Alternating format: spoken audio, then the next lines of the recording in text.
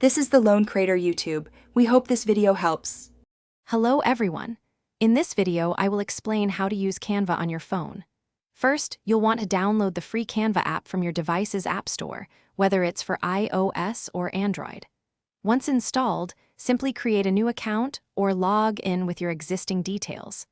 The home screen is your starting point, offering thousands of templates and design ideas to spark your creativity. It's incredibly user-friendly, designed for quick and easy navigation right from your fingertips. Now, let's dive into creating your first design.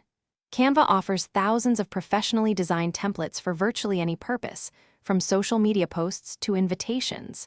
Simply select one that catches your eye. You can then tap on any element, like text or an image, to edit it.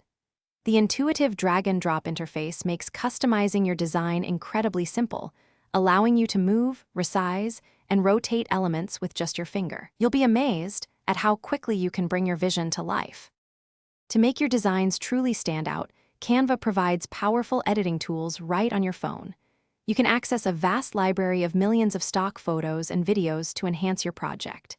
Easily apply filters, adjust brightness, contrast, and saturation, or crop images with precision. For dynamic content, add animations to elements, or even incorporate background music. With over 100 fonts and countless color palettes, you have endless possibilities to express your unique style and make your creations pop. Once your design is perfect, it's time to share it with the world. You can easily save your finished masterpiece directly to your phone's photo gallery. Canva also allows for instant sharing to popular social media platforms like Instagram or Facebook, or you can send it via email or messaging apps. Choose to export your design in various formats, such as a high-quality JPG, a transparent PNG, or a multi-page PDF. You can even share an editable link to collaborate with friends or colleagues. Thanks for watching. Consider subscribing if we helped you.